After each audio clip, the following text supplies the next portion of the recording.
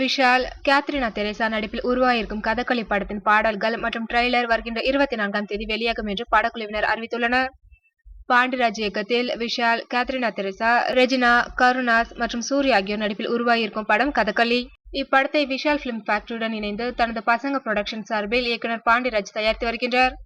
Hip hop Tamil ஆதியின் இசையில் உருவாக இருக்கும் இப்படத்தின் பாடல்கள் மற்றும் ட்ரெய்லரை வருகின்ற 24ஆம் தேதி வெளியிட படக்குழுவினர் முடிவு செய்துள்ளனர்.